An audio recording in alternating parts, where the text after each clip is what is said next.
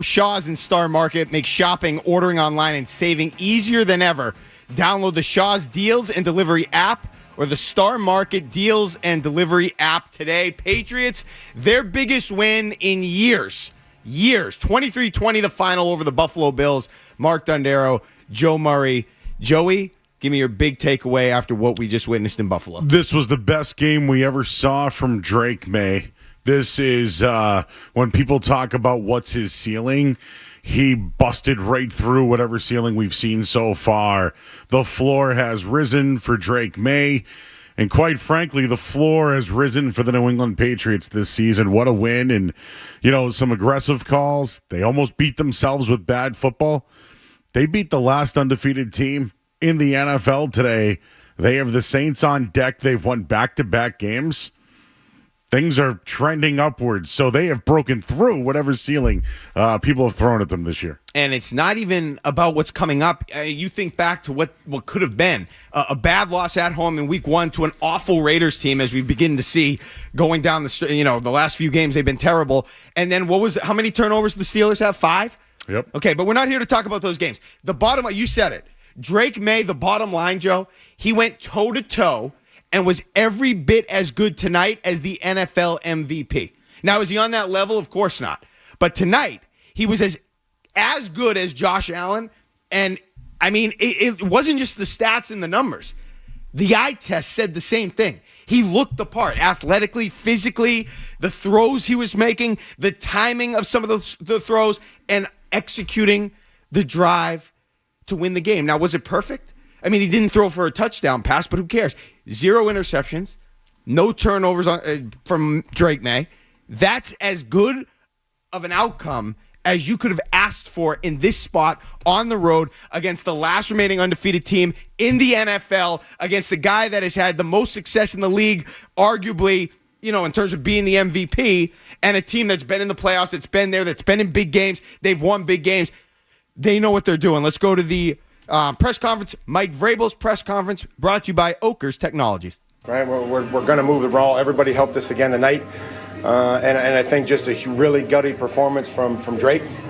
Really, just continue to enjoy watching him grow and lead this football team. And it was good for us to again, would love to have a win by 2 scores, but being able to come back and execute in a critical situation, take the clock down, and win it on our terms. What did they say maybe about the mental resilience of their team to be able to come back and win a game like this prime time on the road? That's how we practice. We were talking about taking the next step, and we got off to a really good start defensively and kind of just beat ourselves a little bit from the details in the first half. Offense came back when we needed them in the second half, and defensively, it's a huge challenge. To defend them, and we got some stops. We didn't get as many as we wanted to, but we got enough to give ourselves a chance in the end. So a lot of credit to everybody on defense and Zach and his staff and everybody over there. What did you see in game prep that you try to exploit going into use it to your advantage going into the second half? We just try to prepare and try to focus on getting better each and every day. Felt like if we could protect them, and we did a nice job. They started blitzing in the fourth quarter. We hit a couple plays that I felt were the difference when they started blitzing and started heating us up, that we were able to hit some plays and some X plays against it. So that was probably the difference for us, being able to not let the blitz affect us. Mike, can you explain Drake kind of just simply settling down, it looked like, specifically against that blitz when he gets moved early against pressure? Just the game's not over in the first series. I'm sure we'll want to start faster, but we finished really well and, settled down. And so, again, I just really proud of the whole team for being able to come into this road environment. We talk about there's a lot of other people that had cracks of beating them here. For 14 games, they had their opportunity, and we and those players took advantage of that opportunity and beat a really good football team that hasn't lost here much. Mike, your thoughts on Andy's kick? When you can see when he's building some confidence in his swing, it's just it looks good. I don't know much about kicking other than it just looks like a good driver when those pros hit it right down the middle. And there's some balance to it, and there's some calmness, and I think he's been working really hard. And to Tom and Jeremy, they've been working hard with him as well to maintain that consistency, a consistent swing. And I'm excited. I'm happy for him. Happy for all those guys, especially Andy and Julian and Bryce that worked so hard. And you know, it's funny. We just talked about all these blocks around the league, and you know, trying to get these guys to practice field goal protection on a Wednesday in October, I thought would be a lot harder than what it was. They really just bought into it. The pad level and every single rep. When you think in the middle of practice they could get lazy, and so we asked them to focus on it. We asked them to treat each kick like it was a game winner all week, and the protection was sound. And you see around the league that these kicks are getting blocked, and so obviously they practiced it. They recognized how important it was, and we were able to execute there at the end. Mike, what allowed you to keep James Cook in check? I mean, we just a great performance by our defense, and we had a couple leaky ones, and I thought that they tackled okay, and I thought we had a good scheme, and they executed it. But you know, all the credit goes to the players. We'd like to have been able to get Josh a couple times, but that's no easy task. So. In the end, we made a few more plays than they did. Coach, how does this win for the confidence of this team moving forward? I mean, we were confident coming in here, so I guess it would probably help, but we'll have to start over and continue to improve. We talked about how we have to improve along the way, and this was the next step that we needed to take. So we'll pick up the pieces and get back to work as soon as we get on the plane, and there'll be another team that they'll be waiting for us on the road in New Orleans. Can you talk a little bit about Drake Thomas first, about scoring 2 important touchdowns for your team? Yeah, I mean, we got to get this corrected. You know, we got to get it corrected, but we also need everybody's skill set, and we want to be aggressive, but we don't want to be reckless, and you know, you can't relax. You know, I mean, you can't be 2, 3, 4 inches from the ground and let them go in there. And we'll just keep practicing it. We'll keep repping it. But to his credit, you know, he was able to help us, you know, in the end, like a lot of other guys. So you know, we got to get it fixed because we need his ability and his skill set. But we can't put the ball on the ground. Mike, 2 of the biggest plays in this game. Stephon Diggs threw 2 after catching on the 5-yard line and the interception in the red zone. How did that spark your football team? Well, it was good to get some turnovers. You know, we had a couple. And I mean, the penalties were, you know, again, I can tell you I disagree with some of the judgments and everything else, and I'm not, you know. But just the resiliency of trying to get in the drive stopped was critical. And then Diggs, he just, you know, came up big all night and, you know, was able to, you know, do some things after the catch, too, which was good. Mike, just so you get the tunnel, why is it important for you to kind of breathe and congratulate the players coming off the field? Well, this is their day. I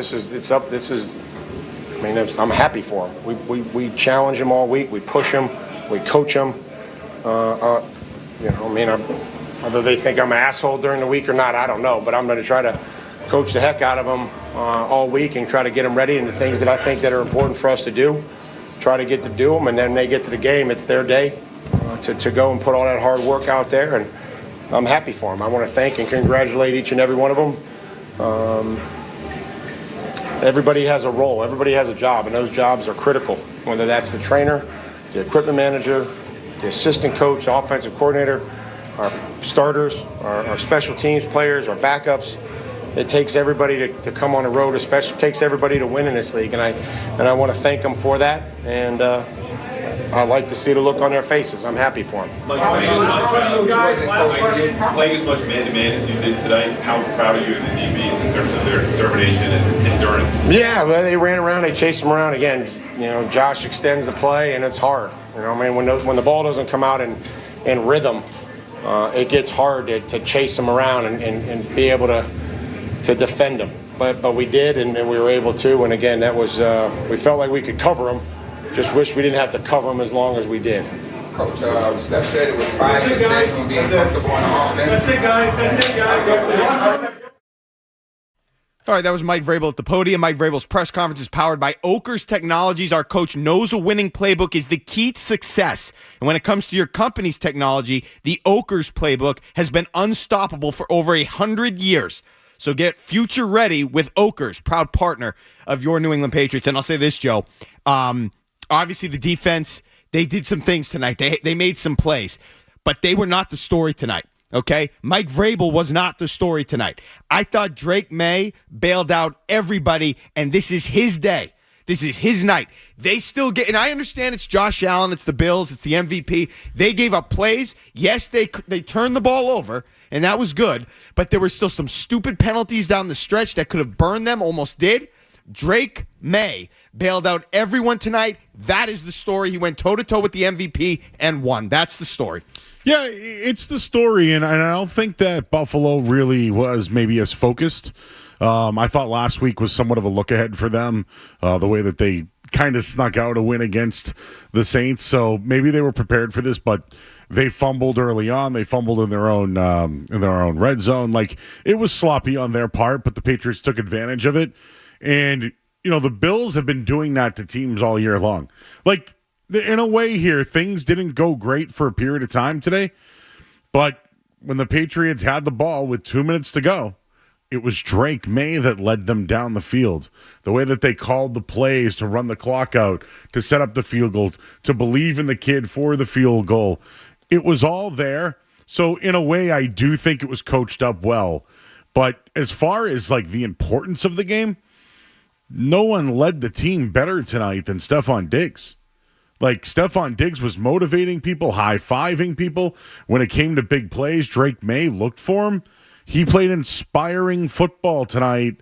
And imagine if you have a good talent who might still not be right yet, how explosive he was and how everyone was motivated about him. I thought he was truly the leader tonight. The leadership exhibited by Diggs, absolutely noteworthy. But it's also noteworthy to kind of what's the word I'm looking for? Embrace the reality of what this team, what any team, but especially the Patriots and Drake May can look like if you have somebody on the level of a true number one receiver. And I don't know if Steph Diggs is going to be able to do that week in and week out. I have my reservations. I thought he'd be good this year. I don't know if he's going to be the number one type of guy, but tonight, that was number one type of receiver stuff that we saw. And if you get that level, okay, with Drake May on the ascent, the sky's the limit here. Okay, especially with the schedule that you're working with. Now, the Saints had a nice win today, Jackson Dart, whatever. You've got a schedule that is favorable, okay, and you're going to have opportunities to win. They got to take advantage of it. But what Drake May did tonight, I thought that drive at the beginning of the fourth quarter was the most, and I understand that the drive at the end with the field goal was good. I thought that drive at the beginning of the fourth quarter, 10 plays, 90 yards, touchdown to make it 20-10, was the most important drive this organization has seen since Super Bowl 53. Now, maybe I'm forgetting one. Maybe there was another one in there, and I don't count that game in the wind in Buffalo a few years ago. That was ridiculous. That drive where the quarterback was making actual NFL plays and being dynamic and coming up clutch and doing all the things that we want to see him do. To lead the team down the field in that spot against that team in that environment, to go up 2 scores, that was the most important drive I've seen since Gronk made that catch in the Super Bowl that set up, I think it was Sony Michel who ran it in. That game, there wasn't a lot of offense. That was the most important drive because you're talking about not just getting this win, you're talking about the arrival of Drake May, the next guy. That might have been his signature moment. It probably had to have been his signature moment to this point. What a game by Drake May. What a win. Yeah, what a win. I think the Patriots have arrived. For all the sloppy play that they've had, it did arrive today. And they still won the game and came back to win the game. Excellent day by the Patriots overall. Let me just say this. Last week, I really liked what I saw from some of the offensive play calls. Misdirection, reverses, things to that degree.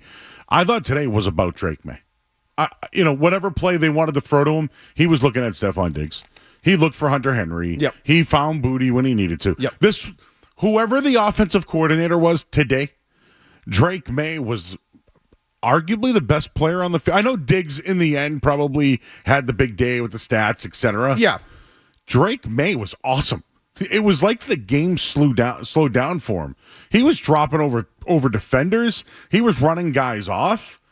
Just his ability to let him use his legs to make plays, that was evident today. Absolutely evident. And it's not like he had this dynamic running attack to help him. The Patriots running backs rushed for 59 yards.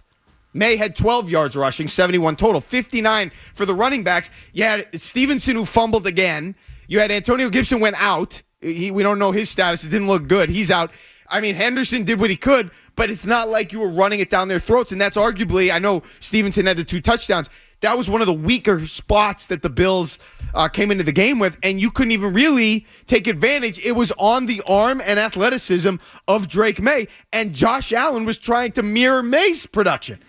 And it was May that had the edge. Yeah, and just one other thing about May, and maybe this is something Josh McDaniels does work with, was these not turnover-worthy plays. I couldn't really remember where, like, oh, that was a bad throw. Ooh, that was almost intercepted. Oh, that was a bad spot.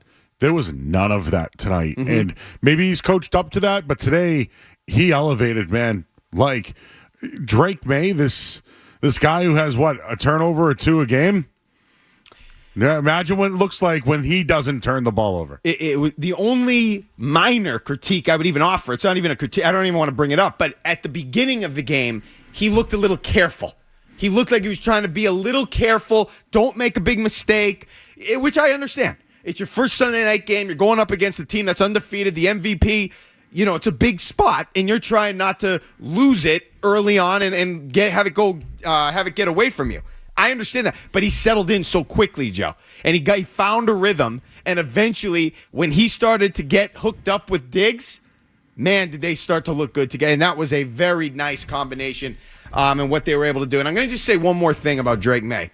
Okay, now I don't want to make this, make too big of a deal. But when you see him on that last drive that led to the field goal, do what he did on that first play, and you know the play I'm talking about, the one to Diggs, okay, where he was in the Bears' grasp. Oh, yeah. And he found a way, while getting hauled down, to get it to Diggs for a 12-yard gain, put it on, right on his hands in stride for a 12-yard gain. That's magical, okay? And what that does is that increases the belief that everybody in that team will have for Drake May. It's sort of like what we saw in Tennessee last year. They didn't win that game. But if you start to stack some of those together once, twice a year, all of a sudden that belief of, hey, we got Drake is going to increase. And you're going to start at the end of these games believe that this guy could be a little bit of a magic man. He has to do way more than what he just did tonight. That's one game. I get it. But those are the moments that turn the tide. Those improbable, that's what Mahomes does. That's what Josh Allen does. The Superman thing. That was a Superman play. Now, again, teams are going to see him. Teams are going to get the read. They're going to see the film. They're going to get a book on him, all those things. And it's going to get, look at what happened to C.J. Stroud. It gets harder for you. There's a lot of examples of that around the league. It gets harder once they get the book on you, and that's going to happen to Drake May. But you have to have games like this to warrant having teams really prioritize you, and this will keep defensive coordinators up at night, what he did in this game. Everybody will be on alert based on Drake May's performance here. A couple of things about Drake May. He went 22 of 30, no touchdowns, but that career game-winning drive, that first one, that's big stuff. He did avoid turnovers. Maybe he didn't have the jitters. I'll say that. Maybe the team did. He didn't, which is something. But when it mattered, he answered. Sometimes he maybe it's not him, it's the offense. There was a couple of things. If you remember, on a third down, Vidarian Lowe false start. Like, that's not on him. You know what I'm saying? Like, there are things that maybe set him back at times. Nope, he didn't falter at all. And I also saw this. He went 9 of 16 for 89 yards in the first half. In the second half tonight, Drake May 13 of 14 for 184 yards. He had one incompletion. That's all you can ask for from this guy. Perfection. Him and Diggs were the team. And, obviously I'm giving Diggs credit, but it's the quarterback that he's the guy. You can't do it as a wide receiver if the quarterback's not putting it on your hands on the spot and making the throws that they need to make. And May did it. Oh, he did it. It was great. And, I know this is all about Drake May and the offense right now. The defense didn't give up a touchdown on the first drive. It's now 3 out of 5 weeks they haven't done that. But when they play ahead, that's the best thing for May because I think he's more comfortable. I don't want to call them front runners because Vrabel even said he doesn't want to be that kind of team. When they play ahead, he makes good decisions. You know what, though? I'm not worried about that. Like, I'm not going to get all Aaron Rodgers and say, well, when can you got to come back and show that you can come back. Whatever. They need to win games. Okay, and tonight, the best part about tonight, Joe, because I know we're on this Drake May thing right now, the best part about tonight was it was a double whammy in a good way. It was dynamic offensively, statistically, and all of those things, where it wasn't necessarily a shootout, but it was close. I mean, you're playing Josh Allen. I understand it wasn't 42-41, but you're playing Josh Allen. You feel that pressure that you need to score. So he was able to keep pace. I mean, both of them threw for over 250 yards. You were able to keep pace and get the edge there, and you were able to win. So he kind of checked both boxes. Statistically, where he can throw up the stats with some of the best quarterbacks or one of the best quarterbacks in the league, if not the best, and find a way to get the win. He brought them to that win. That's a huge box to check. We've been waiting for that to happen. It happened tonight, and that's a huge win for the team, for the organization, for Vrabel, who, by the way, I thought he looked super nervous down the stretch. Every time they panned to him, it looked like he had a brick in his pants. I mean, this is a guy that's been around the league. Why is he so nervous? I think he knows that, if you give Josh Allen the ball again. I mean, he had 8 seconds tonight, and they threw the ball over the field. They kind of held off. But, even with 8 seconds left, I was still thinking, can this guy throw it into field goal territory? Uh-huh. And came right to, I think they played the end of the game very well. The way that they set that up was very well. I thought maybe before, remember when they had the back-to-back penalties on defense? Yes. The late hits? Yep. That's when the game started to slip a little bit, and they had a third down play, which turned into nothing. I didn't love that drive. I think they could have put him away there. That's when Josh Allen came back. I think Vrabel was worried about that. I think he knew, if we give these guys another chance. By the way, Josh Allen, it was a little bit of May Allen tonight. When Josh Allen was coming back, he hit Keon Coleman for a touchdown. He just barely fell out of bounds. Yep. And Gonzo was all over him. It was that close of maybe potentially Drake May trying to tie the game or essentially trying to come back instead of a tie game. I mean, look, I think without being, too prisoner of the moment, I think it was going to be a good, positive night for the Patriots, win or lose based on what we saw. But the fact that they were able to find a way, Drake May specifically, with that play to start that drive and then that throw to Booty down the sideline where he has a guy rushing right in his face, bearing down on him, and he delivers the strike in between the corner and the safety right along the boundary. That's as good as you could ask. That's as elite as you could ask for. And then to cap it off with that type of kick from a rookie, I mean, damn. That's what you're talking about. That's what this team has been looking for since Tom Brady left, a win of that magnitude. Yeah, I'll just a couple of other things I just wanted to throw out there. This was the best game for Drake May. Stephon Diggs definitely showed up. I think Marcus Jones is starting to turn into, if like in hockey they give the seventh player award, all that kind of stuff, whatever. Okay. I think he's been somewhat their unsung hero this year. He's had some great defensive plays, the punt return game. He's been really good, man, and I think that their secondary's been good. It's probably because Gonzo's back. We got so much more to get into. I want to talk more about the defense and what we saw, Marcus Jones in particular. We're going to get a headlines from Joe, but first, let's pause 10 seconds for station identification on the Patriots insurance, on the safety insurance, 98.5, the Sports Hub Patriots Radio Network. From the Town Fair Tire Studios, this is Boston's home.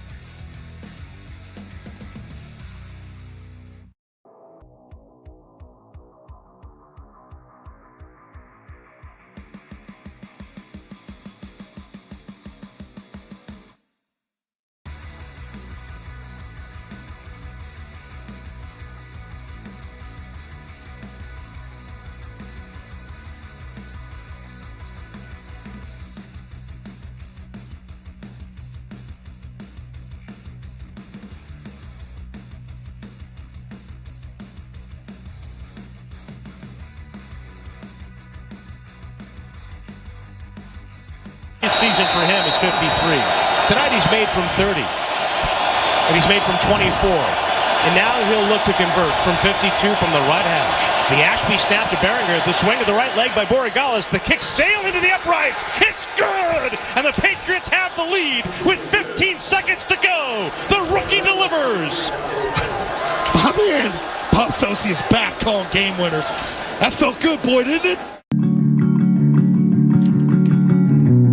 All right, back here on the Shaw's and Star Market Patriots postgame show. Mark Dondero, Joe Murray. That was the drive of the game. The drive of the game is brought to you by Safety Insurance, providing comprehensive coverage for your auto, home, and business. Ask your independent agent about safety. We'll help you manage life's storms. 7 plays, 37 yards in 2 minutes and 2 seconds, capped by that Andy Borregales 52-yard game-winning field goal. 617 I got you. 779-0985. All night, baby. Let's go, baby. Let's go to the calls. Jack is in Dorchester. Thanks, Joey. Hi, yes. First of all, can you guys hear me? Yes. We got you, Jack. I just want to talk about 2 quick things. First of all, Drake May, he was amazing out there tonight.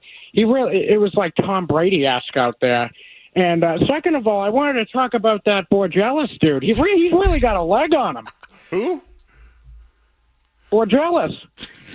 Huge clutch kick. Huge kick for the rookie. Huge confidence builder for the rookie. And great on him to help out Drake May. And to cap off that drive and to make it more magical by getting the win and help, making that first play to Diggs mean a little bit more. You know what I'm saying? Yeah, I will say this. Andy Borregales is his name. Played in Miami, star kicker there, was drafted this year by the Patriots. Yeah, I give him a lot of credit. You know why? Because he missed how many extra points earlier on.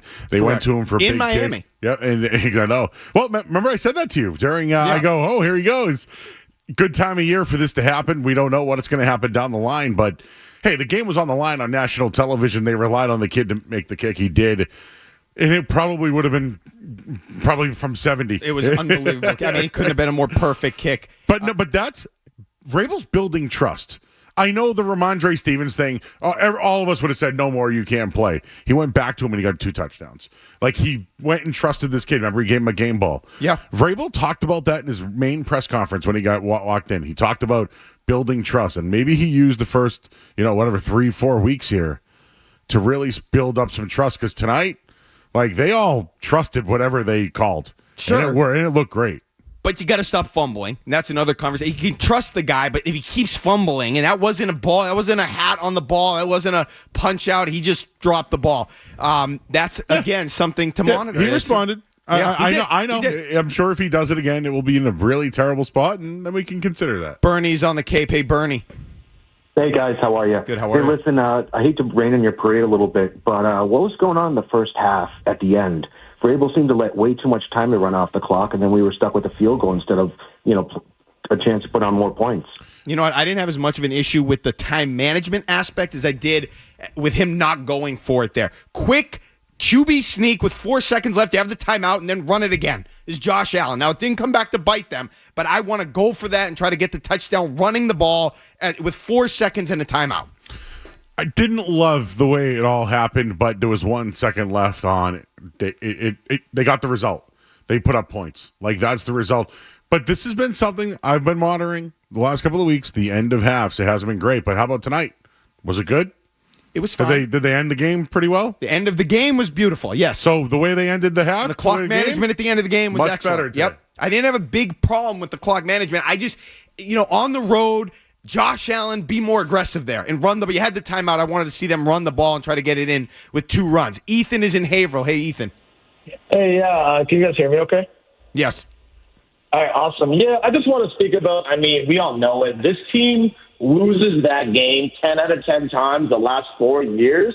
So, when the fumble happened in the first half, when the Bills are scoring out of the half, I just thought, okay, this might be over with, but this team has shown throughout the season thus far that they can fight resiliency. They still have sloppy mistakes that they make for themselves, but it must be Vrabel's coaching and their style that is making this team not give up and actually show life And obviously, as we all know, this is Drake Maye's best game by far. And I think by the end of the season, he might, if he keeps on this trajectory, might prove to be the best quarterback from that 2024 draft. And that's a really good feeling to know. Look, I don't want to diminish Mike Vrabel's role at all. This is a good win for him, a good win for everybody involved.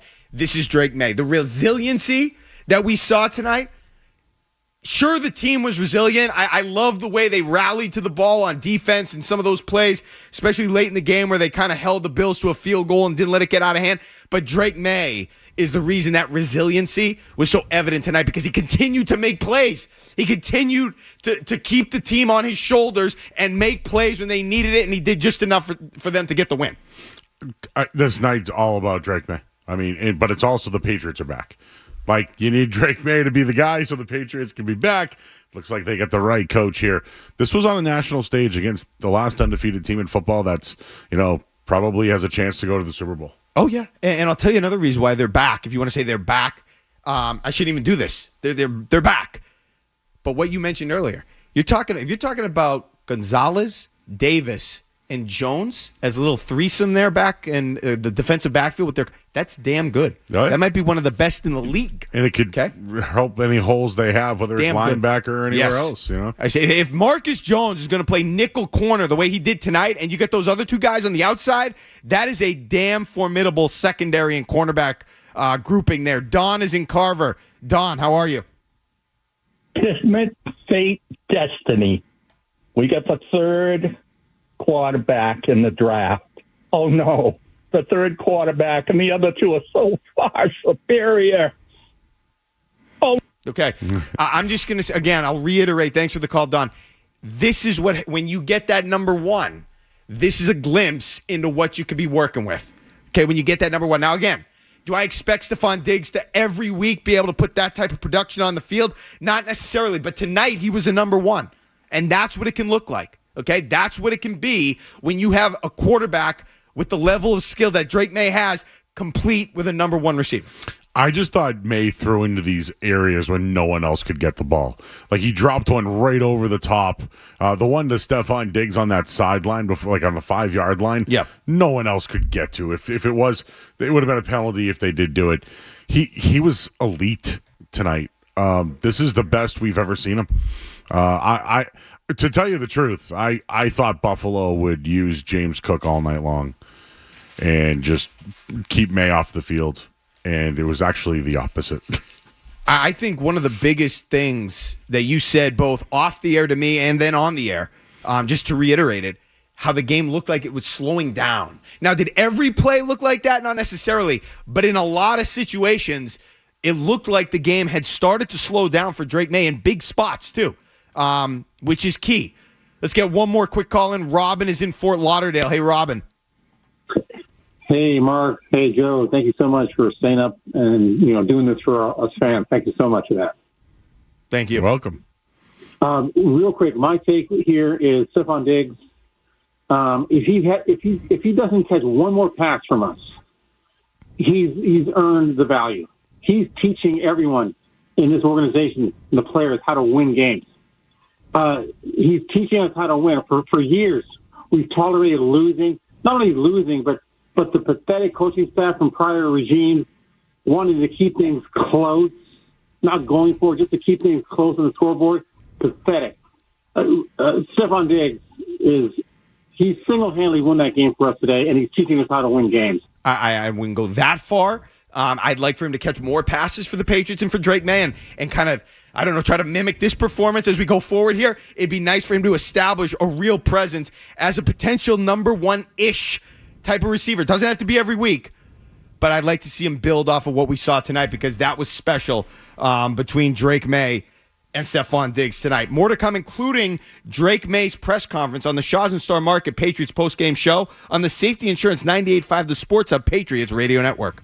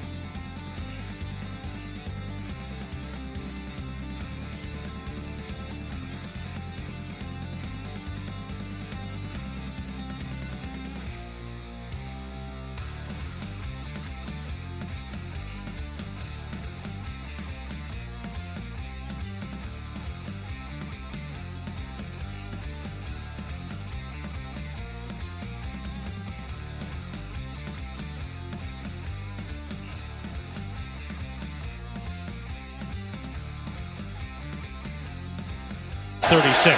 Pass dispersed with Diggs trotting out to the far side. Rookie on the side of the field, right. Got a receiver over on the left with Henderson, the rookie out of Ohio State in the backfield. Deep drop by May on play action. A blitz coming. Drake rolls right, directing traffic. Off balance, throw to the end zone. Caught by the receiver. Diggs at the 5. He made the grab at the 5, and he's tackled out of bounds. Great work by May off platform. He didn't get to the end zone, but he sets up the Patriots on a 1st and goal to go with a throw to Stephon Diggs against his former teammate, Tre'Davious White. What a catch. What a battle by Diggs downfield, splitting 2 guys in coverage, and he catches it as he's looking at the sideline, makes the catch, gets both feet in. He is feeling it, man. All right, back here on the Shaw's and Star Market Patriots postgame show. Mark Dondero, Joe Murray. New England Patriots converted 21 first downs today, and with every first down, credit unions, Kids at Heart funds promising studies into new treatments for pediatric brain diseases. Learn more at cukidsatheart.org. And that first down, courtesy of a 32-yard pass from May to Stephon Diggs. And if you saw it, which most of you saw it, rolling out right, a dime just inside the sideline boundary where only Diggs could get it. A beautiful catch from Diggs, and Drake May making another huge play for this team. And now let's hear from Drake May. Drake May's press conference brought to you by your New England Chevy dealers and the Chevy Silverado, where dependability comes standard. Just give thanks to the good Lord, man. That was fun. That was a tough one. It took everybody in that locker room, and the guys came out and we battled.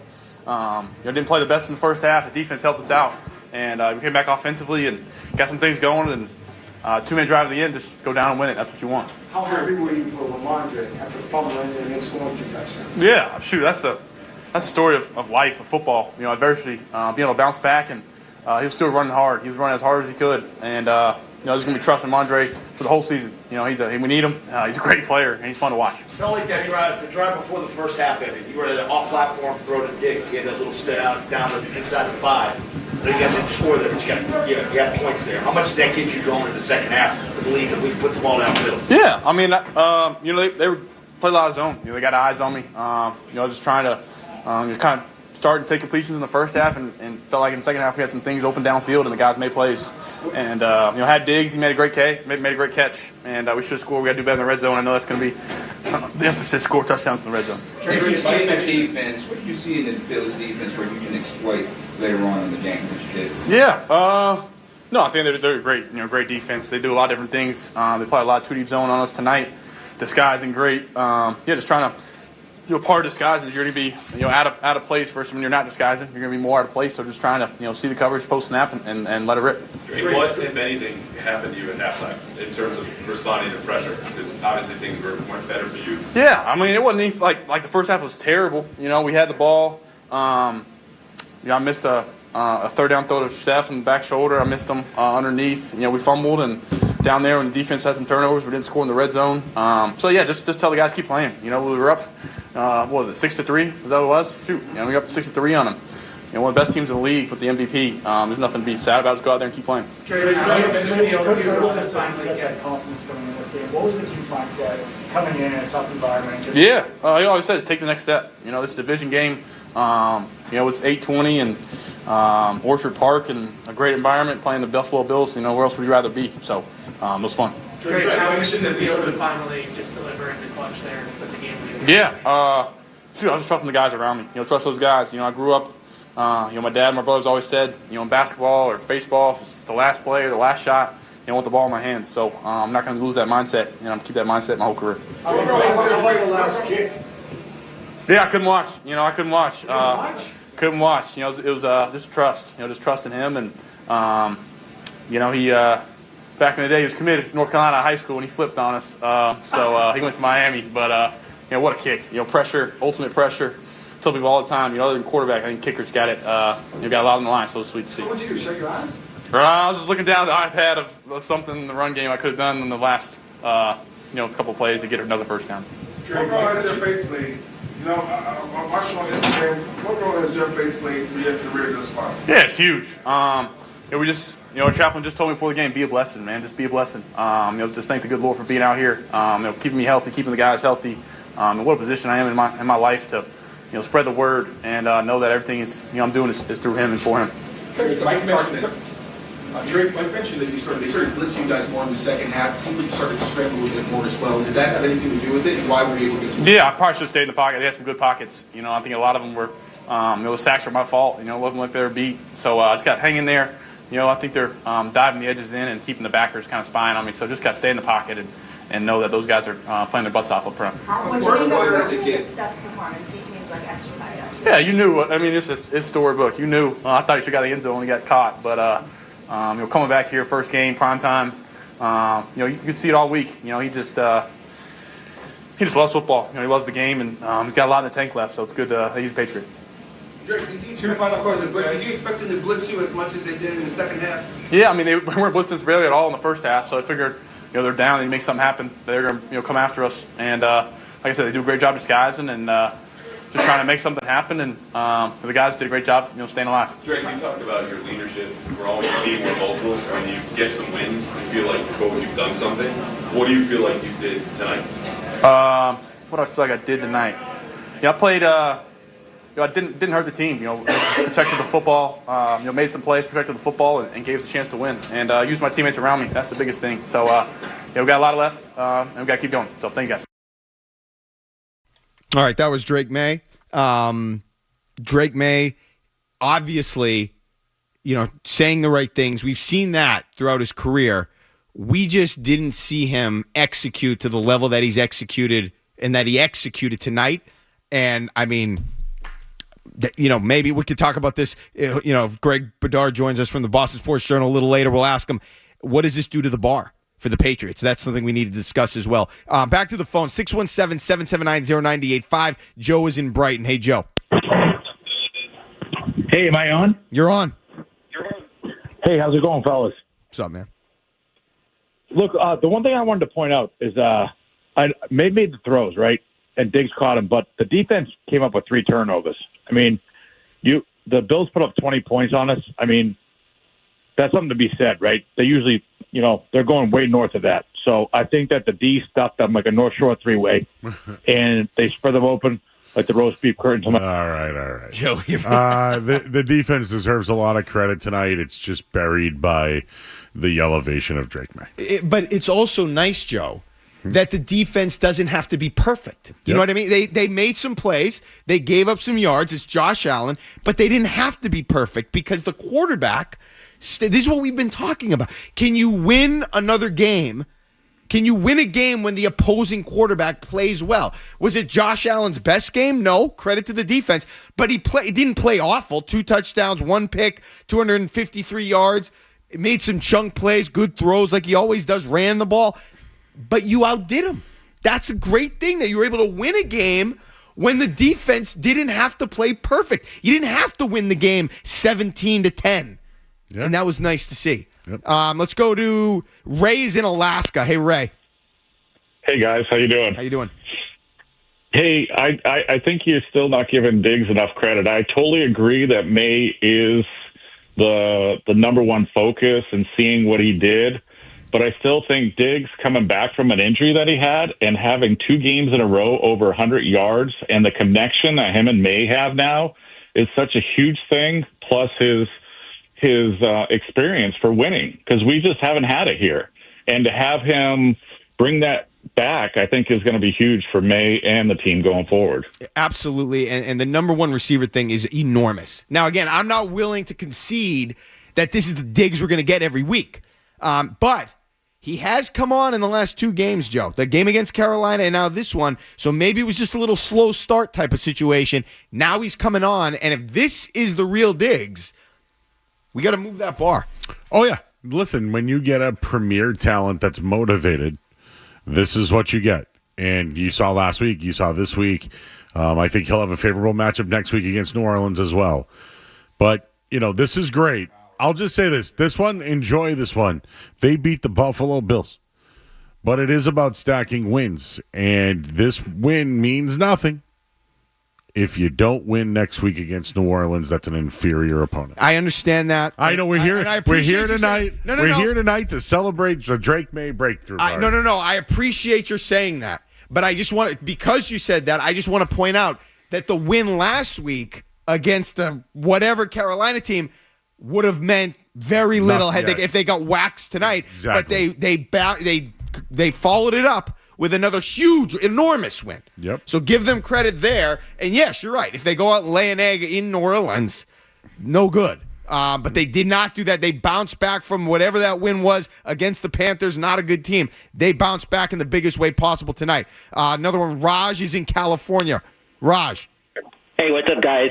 Enjoy listening to you. What a thrilling win. So exciting. It was so great to see the Patriots, do this in prime time.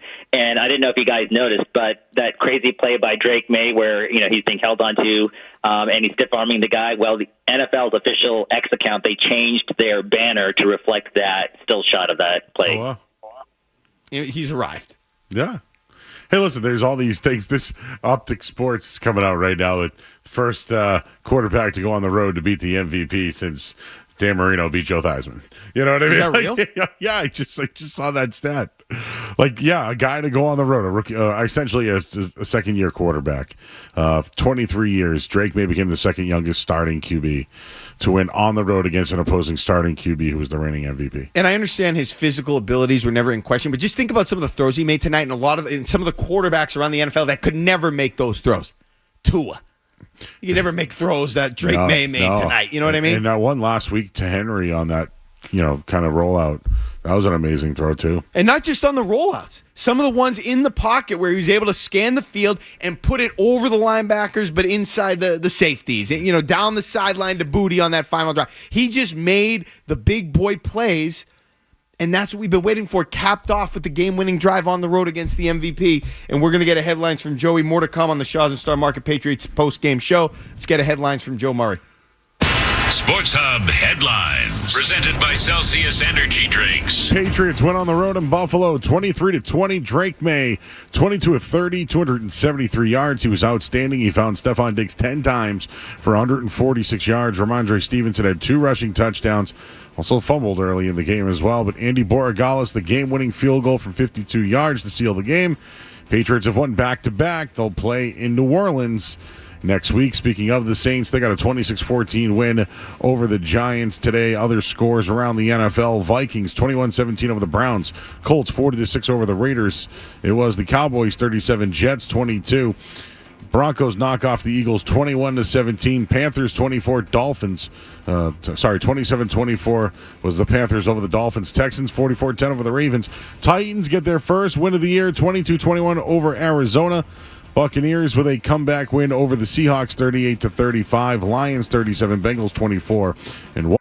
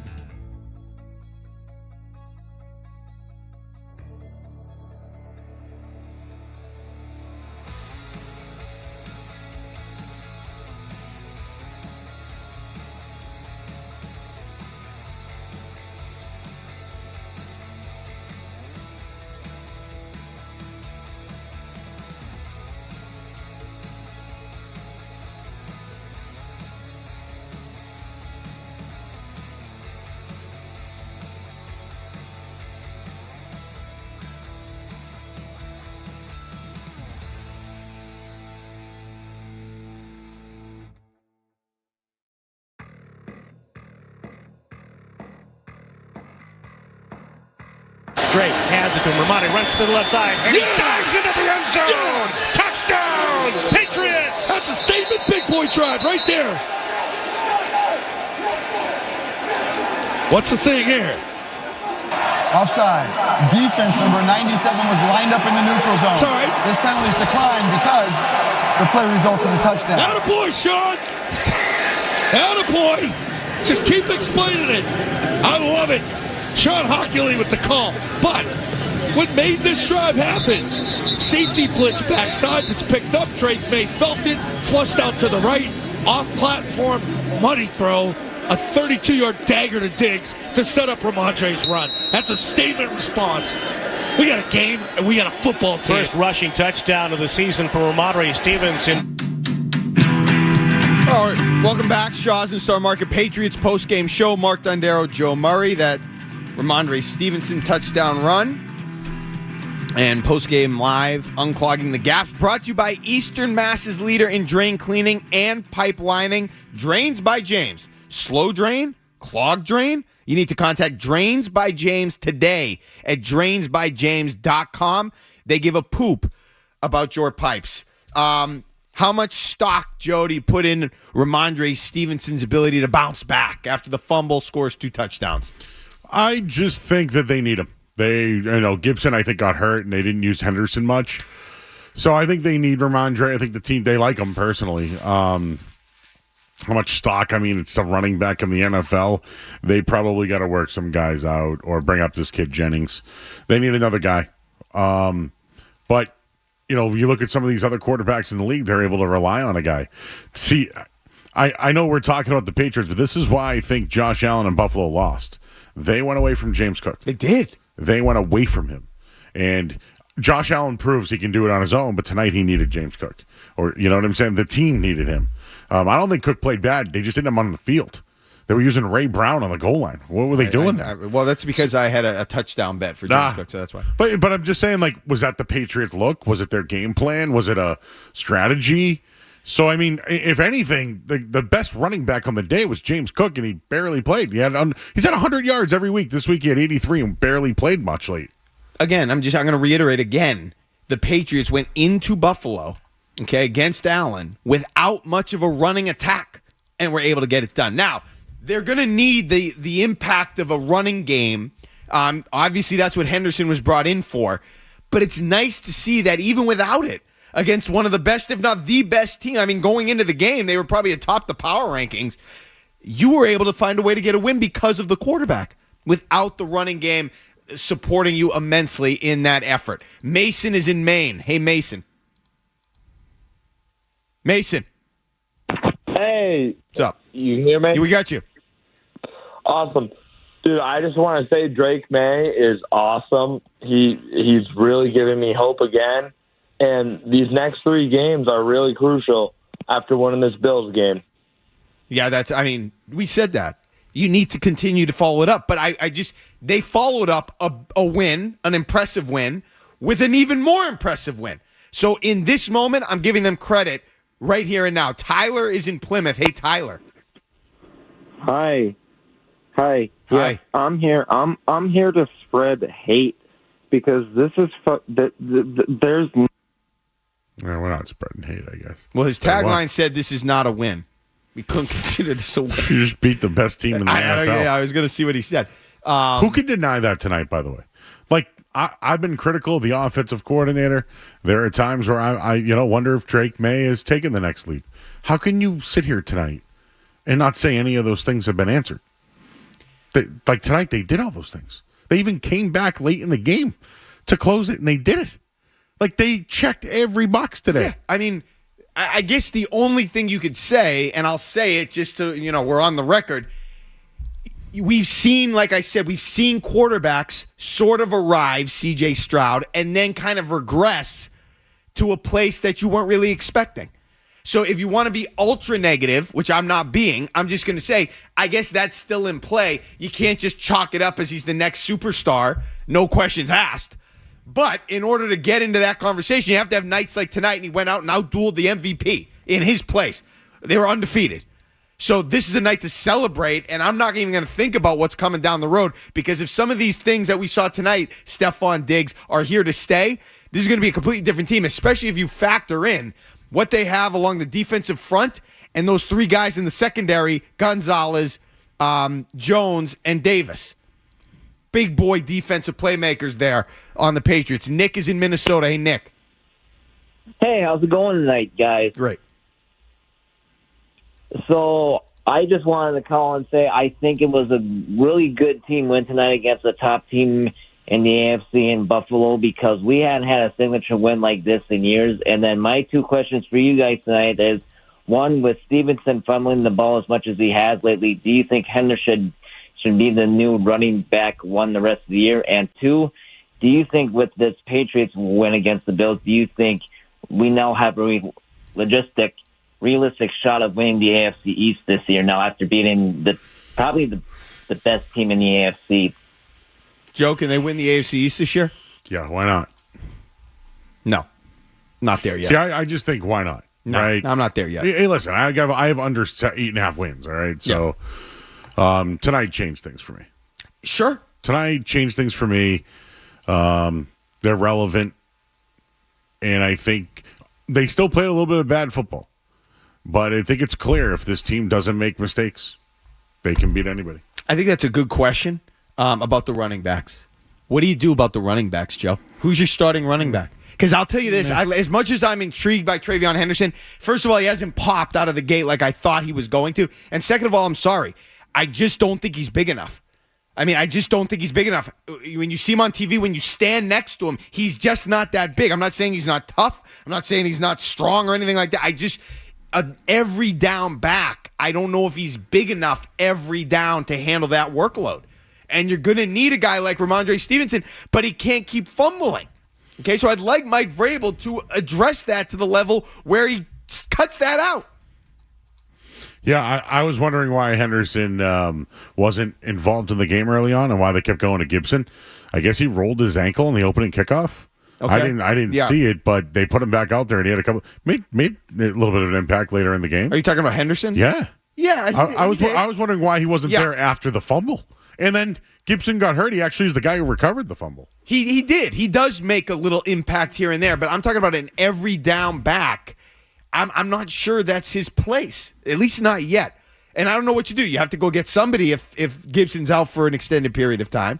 I know running back is an interchangeable position. You can go out and find somebody even off the scrap heap that could come in and do some things for you. Maybe there's a guy on the practice or somewhere on the roster, but they're going to need somebody else. And I think because, like what you said, they need Ramondre Stevenson. They got to figure this out. That was a bad fumble again tonight. Scott's in the north end. Hey, Scott. Hey, yeah, I was catching the game on the radio broadcast. Bob Sosi made a reference to the song Mr. Brightside when he was referring to Drake May. Yes. I was listening to the Drake May press conference. That guy's a winner. He said he would win at any ball that he ever had in his hand growing up. Him and his dad had that conversation. Something happened at the end of the second quarter where Drake May really turned a corner. They said on the radio that ever since then he was unstoppable. I was wondering if you could elaborate that and also talk about it if you ever seen a game at that Buffalo Bills stadium as it's closing down, and I don't think it's a good stadium. It feels so good to win there. And another thing about Josh Allen is the guy is not a gamer. He can't play in big games. He's never been a gamer. And this is one of the biggest Patriots wins that I can remember in a long time. And I'm in the North End right now, and the North End has been off the hook ever since the Patriots game has been let out. The Bova Bakery is so crowded right. Listen, I think it's the biggest Patriots win since the Super Bowl 53. When you talk about the arrival of Drake May, how the game played out, the stats he put up, the throws he made, and what the win means to this season, without becoming too overly dramatic, I think it was the biggest win since that time. When you factor in, this is the number 3 overall pick that we're trying to figure out what he is. I just think it was huge. Josh Allen is a gamer. Josh Allen has won big playoff games, done big things. Some of those losses to Kansas City, I do not put on Josh Allen. Not all of them. That's a damn impressive win, and you went and outdueled him. Okay, you found a way, Drake May did, to outduel him, and that's a big moment in this kid's career. Most definitely a big moment. All right, more to come. We're going to be joined by Greg Bedard of the Boston Sports Journal just after 1 a.m. right here on the Shaw's and Star Market Patriots postgame show on the Safety Insurance 98.5 The Sports Hub Patriots Radio Network. Hub International New England makes it easy to protect your family, auto, home, and more. With one call to 833-GO-CALL-HUB. Hub offers the widest possible range of options in personal insurance from leading companies like Safety Insurance. Save money and time by calling 833-GO-CALL-HUB or visit GoCallHub.com. That's GoCallHub.com. Need space in a hurry? Order your storage container at eagleleasing.com or call 1-800-GET-EAGLE and we'll have it delivered on site like that. I'm Mike Eagle, and just remember, don't get stressed, get Eagle. You see us everywhere. We're Eagle Leasing. Here's David Andrews, former New England captain. I've officially retired from the O-line, but we've got a new team member to hold it down. Will Campbell, your newest O-lineman and Ford enthusiast. I have big shoes to fill. Don't worry, you're built Ford tough too.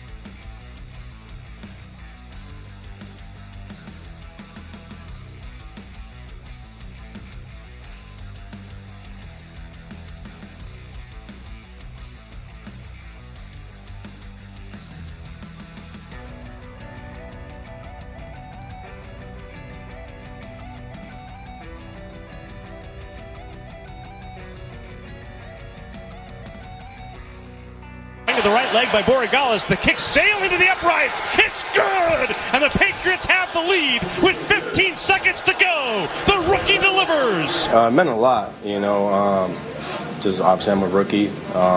Had my struggles in the beginning, but, just having them kind of tap me on the shoulder, like, hey, like, don't worry about it, on to the next one.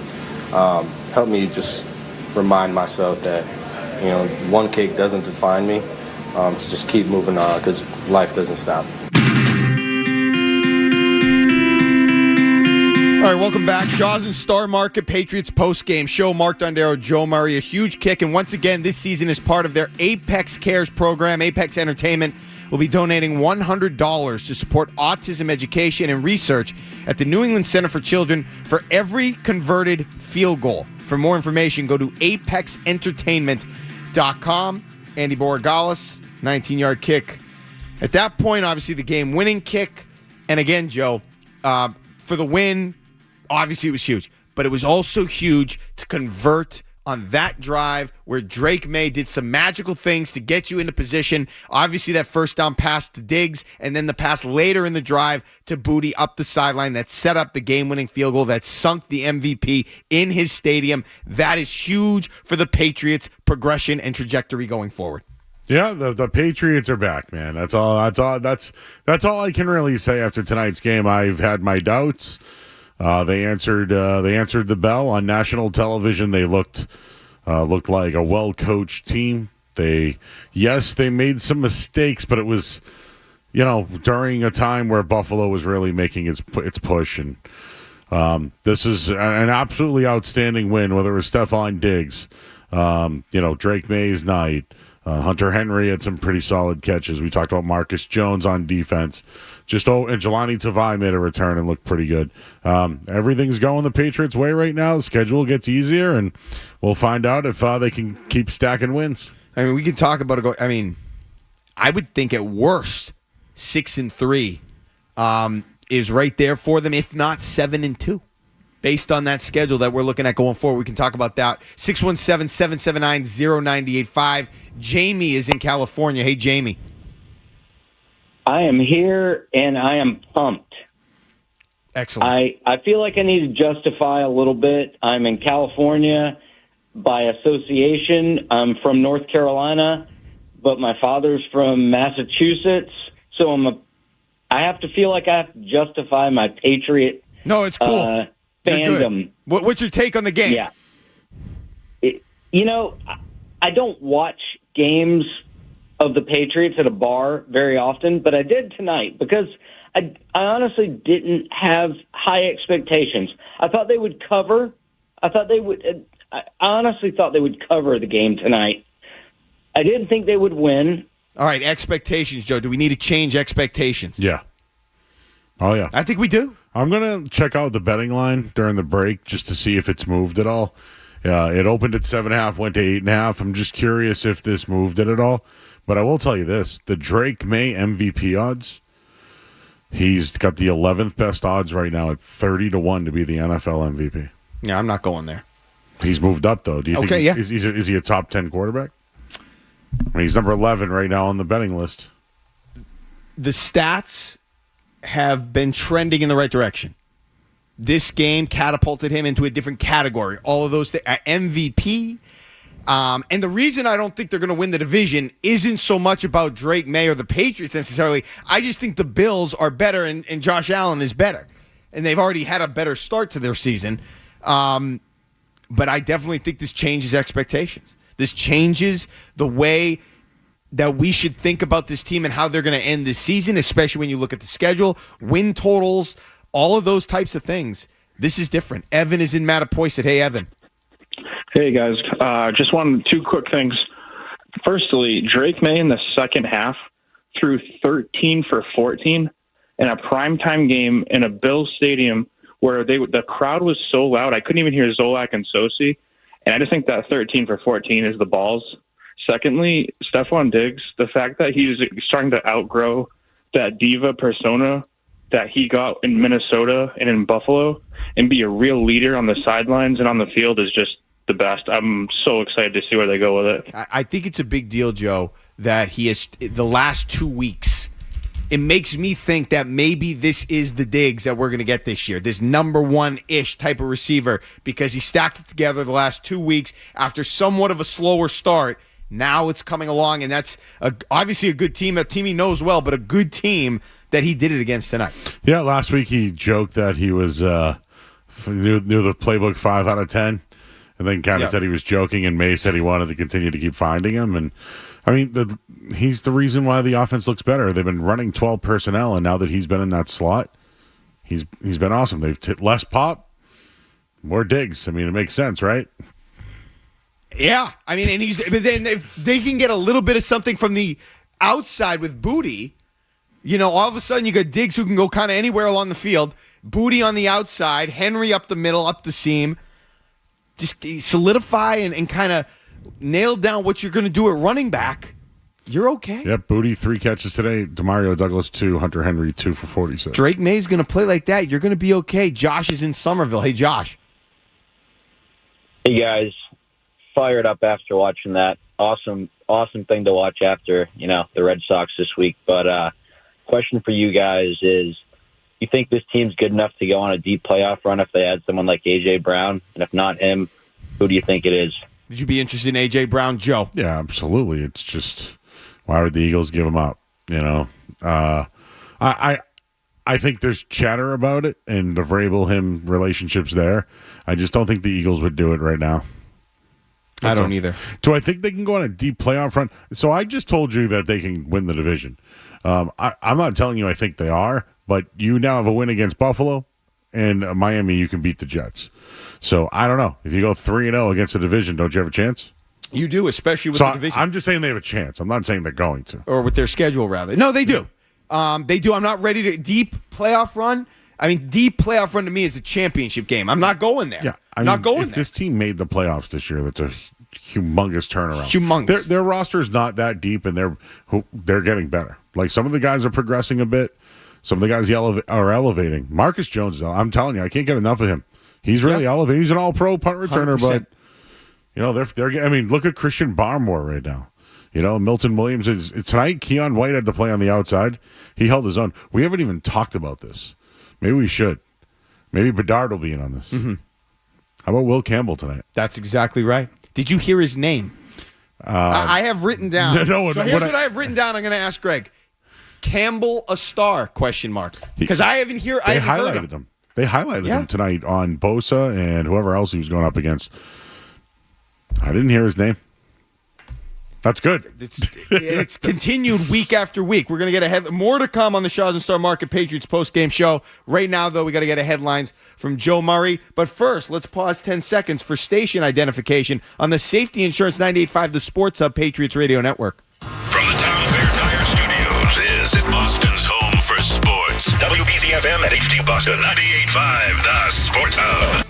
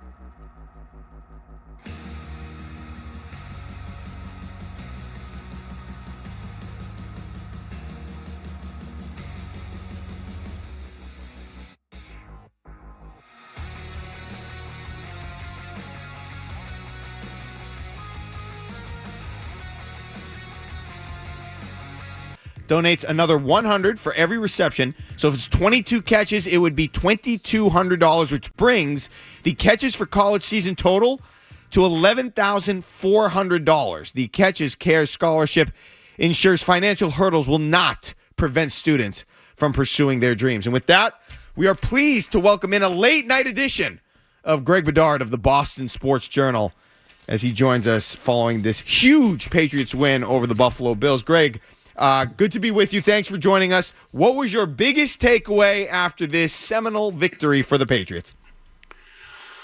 Oh, that's a really good question. I guess it would have to be, even though I think the thing that most surprised me in the game was the Patriots defense, and, we'll get to that, but Drake May's performance in the second half, on the road. First half was a little bit sketchy, which, sometimes those things happen. But, for him to go 13 of 14 for like 186 yards in the second half, he was 6 of 6 in the fourth quarter, has a game-winning drive now, a big one where, you turn it back over to the Bills and Josh Allen, who knows what happens. We've seen that already multiple times this year, but, just for Drake May to get this kind of victory this early in his career is an absolutely huge development, and he was terrific in the second half tonight. Greg, did anything with the running backs have to do with May throwing the ball more? Was that part of the game plan in this one? You mentioned the first and second half differences. He was 13 of 14 in the second half, but his first half was great. 9 of 16. Did maybe Stevenson's fumble? And was Travion Henderson out early on with an ankle? It wasn't reported, but he wasn't getting reps either early on. I am not sure exactly what was going on with Travion. There was talk that he was dinged up a little bit on the opening kickoff. But, as far as the difference between the first half and the second half, we heard both. Steph Diggs talked a lot about it, and I think Drake May did as well. I think, the Patriots thought they were going to get a lot more blitz, so they had, which the Bills led the league in blitz rate coming into this at like 40%, so they thought they were going to get a lot of blitz, so they had more quick game stuff, sort of, plays to catch them in the blitz, and the Bills went a different direction. They did blitz in the second half, so, they were ready for that. I don't think it had much of a difference. I think it's just the way football games go. Sometimes you get in there at halftime and you say, this isn't really working for us, and the ground game just in general just continues to not do anything. So, what are you going to do? You're going to continue to beat your head against the wall, or are you going to open it up a little bit? And both teams sort of did the same thing in the second half. First half was pretty forgettable, but the second half was kind of the game that I thought we were going to get going into this. It just took a little bit longer. Greg, complete this sentence and elaborate if you can for me. This is the biggest Patriots win since? Mac Jones beat the Bills at Gillette. I don't know. I don't really think about these types of things. I leave this up to you sports yackers. Yeah, I don't know. I don't take time to think about these things. So you guys go nuts with it. Okay, then I'll ask you this. What do you think Drake May's best play was tonight? If you had to pick one, you had a bunch of dynamic plays. What was his best in your eyes? It was shrugging off Daquan Jones and finding Stephon Diggs on a play where he should have gotten dropped for like a 10-yard sack. That was just a ridiculous play. And then he had the other one where he rolled out and, basically him and Steph Diggs were on a playground and got a completion down to the 5-yard line. Now it only resulted in a field goal, but at the end of the day. But the play with Daquan Jones, that's a ridiculous play. And there's not many quarterbacks outside of Josh Allen that can make that play in this league. Maybe Lamar Jackson, Mahomes, but the list is short and very few. Stephon Diggs had a huge night. He was clearly motivated playing against his former team, but you could tell on the sideline he was the motivational leader, looked like a captain out there, getting everybody focused. Everybody was focused. Was that as advertised when it came to Stephon Diggs? Clearly great player, but he looked like the leader out there tonight. Yeah, he's been doing that every week. If you watch the sidelines carefully, I've looked over at times and seen him in the offensive line huddle, getting those guys picked up. And I think, since he's been here full time, pretty much like once training camp started, I think, in the offseason, people weren't sure what to make of him because he wasn't here that often. But everybody you talked to in Houston said, he was great and he was a leader in the wide receiver room and he was a great teammate and like all that stuff. And since he got here for training camp, he's been doing that. So, it's great to see. I think that his legs showed a lot more juice tonight. Probably had to do with going to Buffalo, a little bit more adrenaline. I mean, he had I was just looking it up. He had 62 yards after the catch, which, we hadn't really seen yet. And I think that made a big difference. People will probably be surprised to know that he played 50% of the snaps tonight and had the kind of production that he did. And I think this is something the coaches have stayed focused on, that he was never going to be like a 70, 80% guy, considering his age and what he came back from. But if they can maximize, the 50 to 60% that they have him, that's the best thing for this team. And that's what you sort of saw tonight really come to fruition. Okay, and let me ask a follow-up on Diggs, and you just said the word production. Am I being greedy, Greg, if I expect now going forward for Stephon Diggs to kind of look and act like this number one receiver that we've sort of seen the last 2 weeks? I think so. I think, this has been really good the past couple weeks. I don't know if I would expect it. I think one thing we also have to keep in mind going forward, and this also goes for the defense, is, there's a lot of unknown about, the Patriots and what they're going to be able to do. And the more they have on film, like, for example, what Collinsworth kept talking about tonight was, allowing Drake May to roll out to his right. There's a lot of teams that aren't going to let him do that in the future. And now, Stephon Diggs might get a little bit more of attention, where teams before looked at it on film and were like, well, we don't really need to worry about him. Maybe now he's a problem. And so if he gets more attention, it's going to mean other people have to do things. So, I wouldn't get too greedy there, Dondero. Okay. More with Greg. We want to ask him about the defense. Another question about the offensive line. That's coming up on the Shaw's and Star Market Patriots postgame show on the Safety Insurance 98.5 The Sports Hub Patriots Radio Network. Apex Entertainment and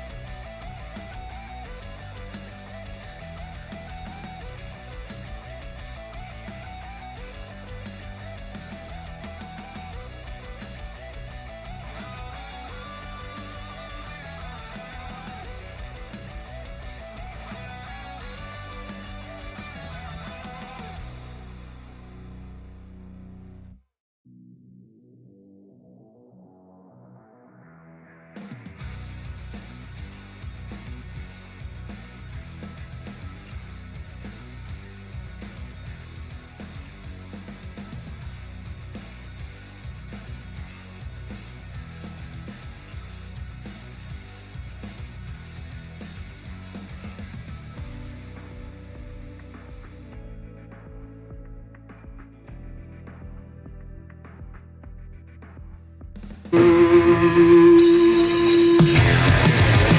right, back here on the Shaw's and Star Market Patriots postgame show. Mark Dondero, Joe Murray. That 19-yard pass from Drake May to Kayshon Boutte helped bring it home for the Patriots. And nearly 30,000 people in Massachusetts don't have permanent housing. Heading Home is changing that.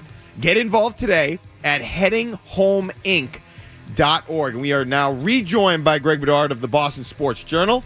Thanks for staying up late with us, Greg. I want to ask you, I wrote this question down. I want to ask you, is Will Campbell becoming a star?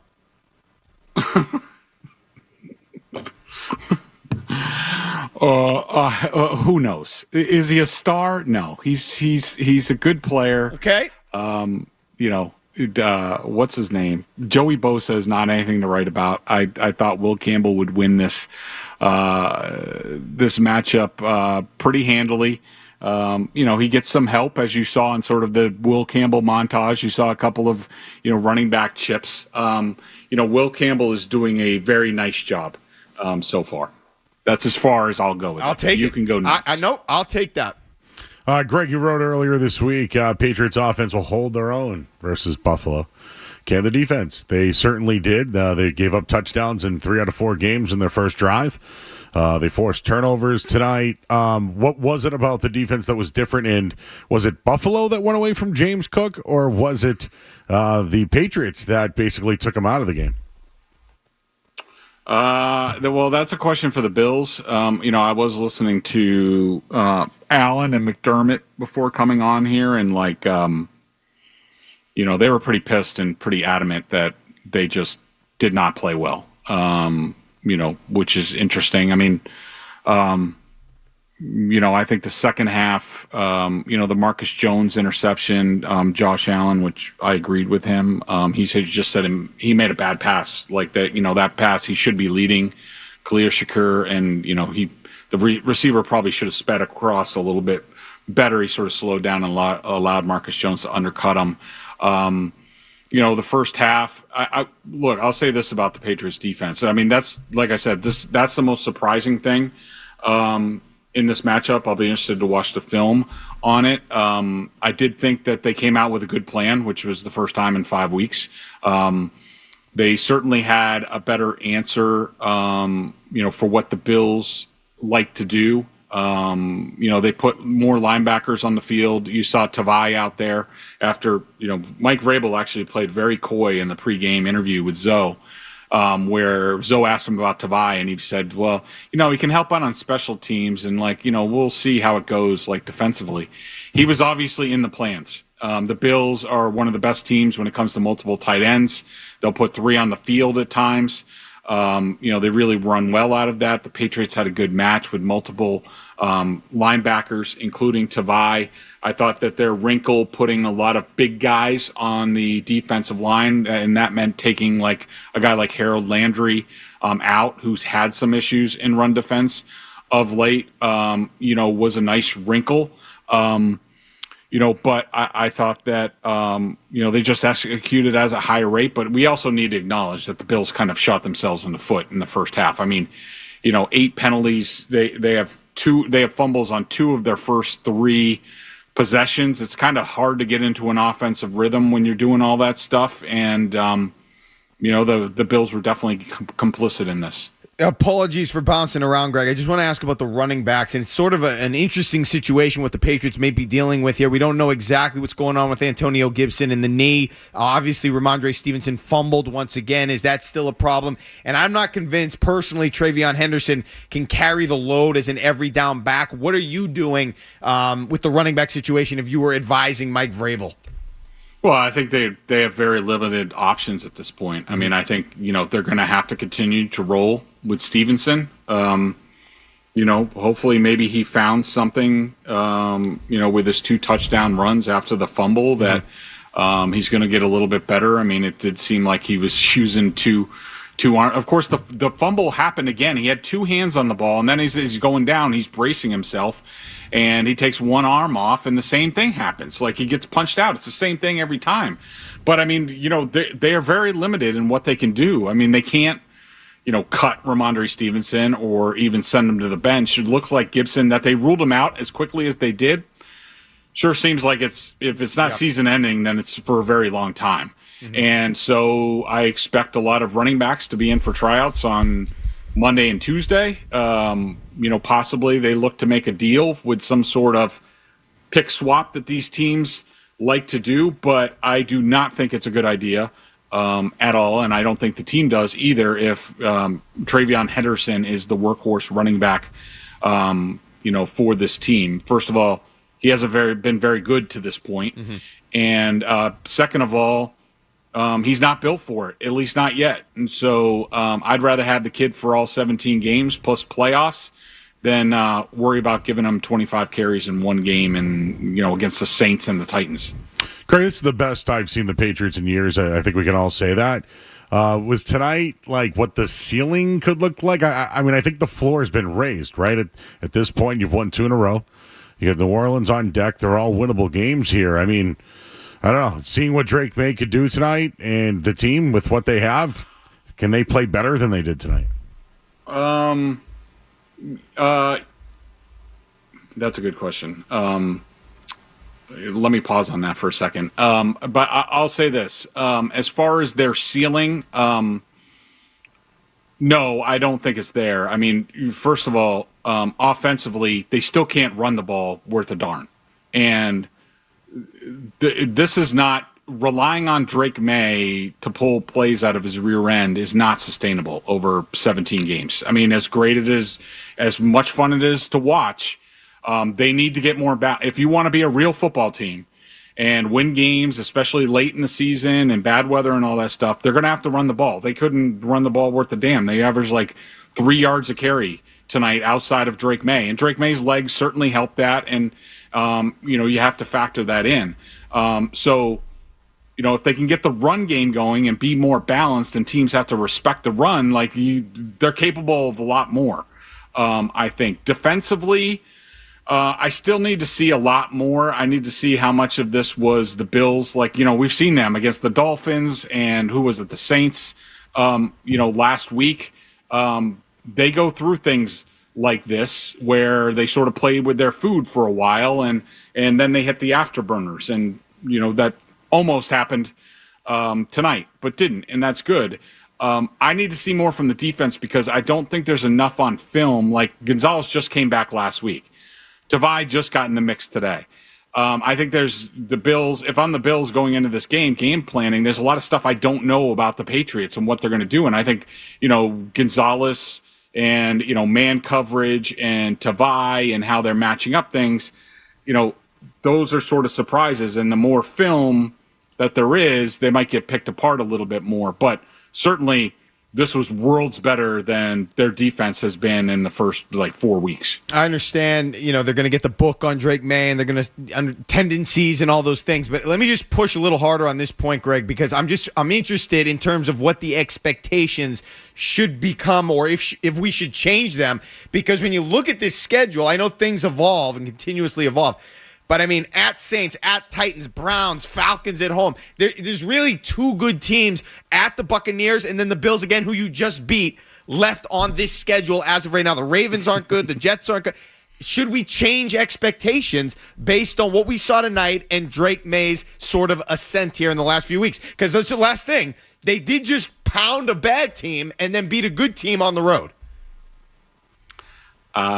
This is another one I am going to defer to the sports talk radio guys, especially Felger and Maz. Okay. From 2 to 6. My expectations is pretty much where I was even after week 1 when they lost and the sky was falling and you heard some people saying, Drake May's not the guy and we got to go back into the draft. And, it's just, I want to see this kid get better. I want him to get more experience.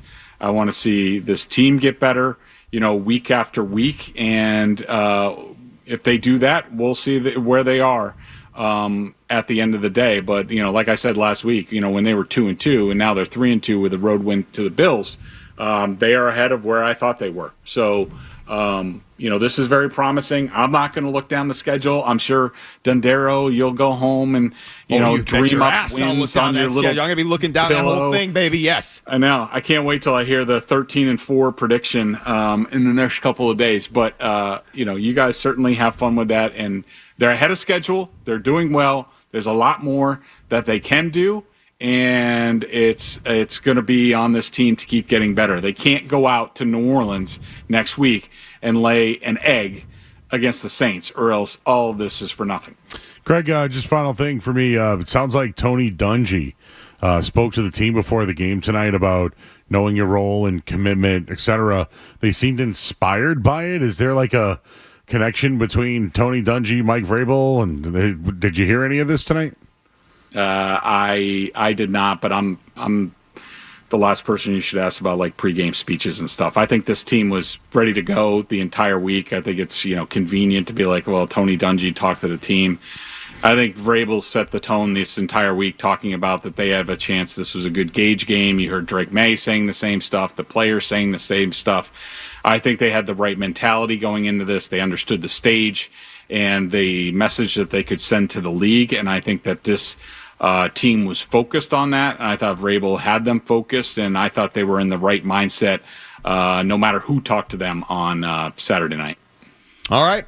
Greg Bedard of the Boston Sports Journal. We always appreciate. Thanks for staying up late with us, Greg, and we'll look forward to your appearance, as always, on Tuesdays with Mike and Tony. Sounds good. Thanks, guys. All right, that's Greg Bedard of the Boston Sports Journal. More to come here on the Shaw's and Star Market Patriots Postgame Show, but first, let's get a headlines with Joe Murray.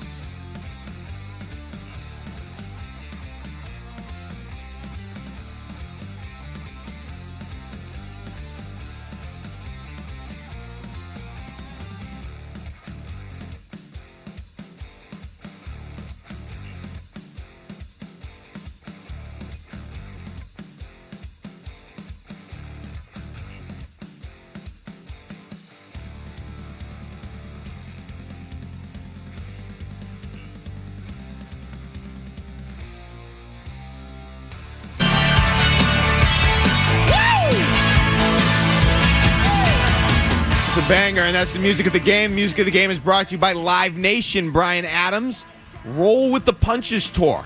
A night full of hits live at TD Garden on October 26th with special guests Pat Benatar and Neil Giraldo. Get tickets now. Get tickets now at livenation.com. That's a banger. That's a good one. That's a classic. Tonight was a classic. Patriots down the previously undefeated Buffalo Bills 23-20. And we'll go back to the call, 617-779-0985. Let's go to EJ, who's in the car. Hey, EJ. What's going on, fellas? How are you? How are you? I was just listening to the big boy there. I might be the first one to go on record and say, yes, we're going to go 13-4. I'm just saying we need to entertain that discussion. I don't know if they're going to do it, but you look at the schedule, Joe. I know Greg didn't want to do this. At Saints, at Titans, both teams. I know the Saints had a nice win today over the Giants. Both teams stink. The Browns, not that good. Okay, the Falcons have underwhelmed. Those games are at home. If you can figure out the home field thing, at Tampa will be tough. They can score. They're a good team. They can be tough. But Mike Evans is out. Isn't he out? Okay, the Jets stink. The Bengals now stink because Burrow's out. The Giants, Jackson Dart didn't look good today. They stink. They just beat the Bills in Buffalo. The Ravens stink. Lamar Jackson will probably be back by then. The Jets stink. The Dolphins stink. I don't know. You could do something here. If you're ascending, you could do something here. Mark, I told you, man, I'm a guy that was on under 8.5. I thought they would struggle today because they were going on a road in a tough atmosphere on national TV, and their rookies, our line would have some issues against Buffalo's D-line, and I was wrong. So I'm going to take the L, and listen, we should change our expectations after this one. This is what I would ask. Are you a buyer or a seller right now? Oh, that's too easy. That's not even a hard question, but you're buying. I know I'm a buyer because of the schedule. I think they can pile this one. I think they can beat New Orleans. I think they should beat the Titans. If we're looking at it in a vacuum, I'm just looking at the last 2 weeks. They pounded a bad team at home, and then they won against a really good team at their place. Those two, that's consistency. That's what you do. That's not playing to the competition. That's just playing well. So if you're going to put that back to back, I'm going to say that this is they turn the corner and things might change. I will say this as a betting analyst, generally 3 road games in a row, you're going to lose one of them. If they can sweep this run, I'm on board, man, over 8.5. I mean, they've won 2 in a row. They're undefeated on the road this season, 2 games. And what's his name just got his first win? Spencer Rattler just got his first win. Okay, so maybe he's due to go on a little bit of a run, but you should be able to go down to New Orleans and do the things you want to do and play the game on your terms and all those things, all those cliches they talk about, especially after you can't get too high after this win. You got to get back and get focused. That's what good teams do. Danny's in Boston. Hey, Danny.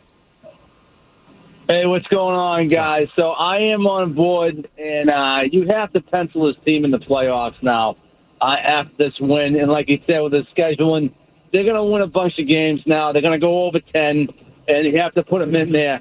And it just feels like something with Buffalo that they jinx. Look, I like Josh Allen, but Josh Allen, if he can't win the big game, I know it's not all his fault. Josh Allen, he just won the MVP. He's gone toe-to-toe with Mahomes. They've lost some of those games. They beat Lamar Jackson last year in the playoffs. He wins big games. Has he won the Super Bowl? No, he wins big games. I had pushback on that. I would like Josh Allen on my football team. Yes. He wins big games. He's been magic in the playoffs.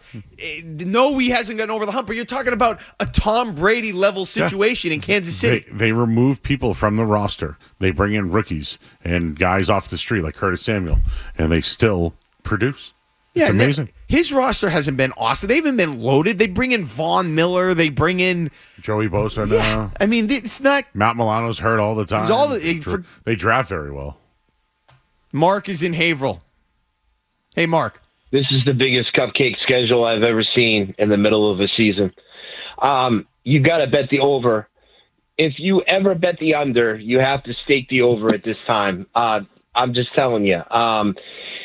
As far as the running back situation, Gus Edwards would be a great pickup. I think he's 30. He's a free agent.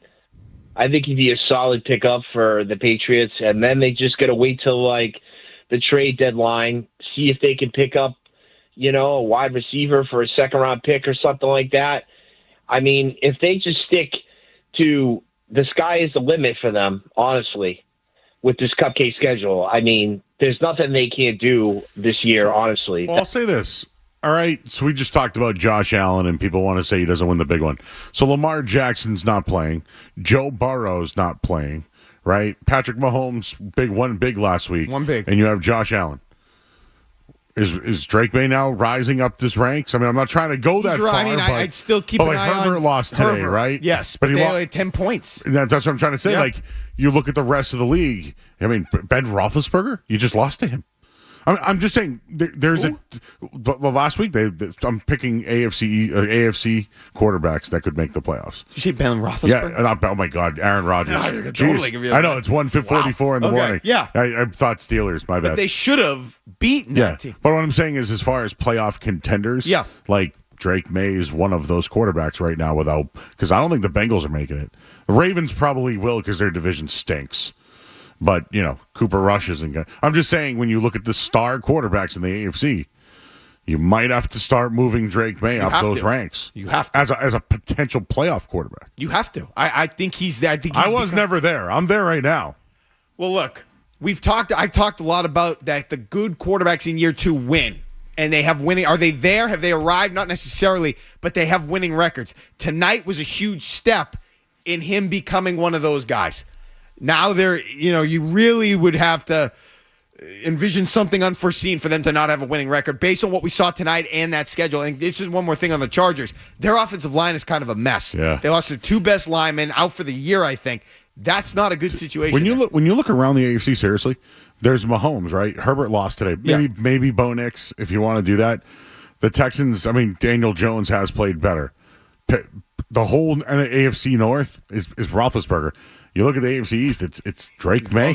I keep saying Roethlisberger. Rodgers. Yeah. Rodgers. Oh, my God. I can't get that out of my head right now. All right. It's late. But you get what I'm saying, though? Yeah. Look at all those I teams. know, I hear you. I mean, May's like in the 5 right there. He's a playoff guy. No, if you're talking about the quarterbacks, that's a good point. I mean, Indy could be for real in terms of what they have on defense, and Daniel Jones is going to continue to do what he's doing. I don't know. The Broncos could be for real. That was an impressive win today. They beat the Eagles. In Philly. Yeah. So that's impressive. But, I mean, we know what Daniel Jones is. He's not some guy. So that could be a real situation for now. They're not going. Yeah, it might get him in the playoffs and in the division, but he's still Daniel Jones. Bo Nix. Just like Sam Darnold's still Sam Darnold and Geno Smith. Right. They're all great stories. The only guy who's really made the leap maybe is Baker Mayfield. Maybe. But that's another division. Mike is in Hyde Park. Hey, Mike. Hey, how are you guys? Good. What a great win tonight. Great win. Great win. Also, a big shout out to Gonzalez. He played a great game, and people don't talk about it. Well, I think it's because we didn't notice him, so it's good. It's good. Right? Like, and that play on Coleman I mentioned, he actually forced him out.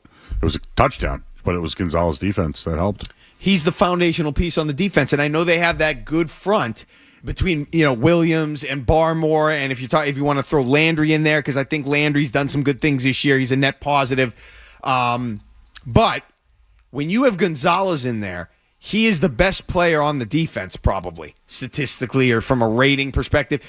All of a sudden, Davis and Jones get a bump up, so that makes it really dynamic on both the front end there with the linemen, and then in the back end. And that's a real unit with that guy in the lineup. I mean, that's your foundational centerpiece.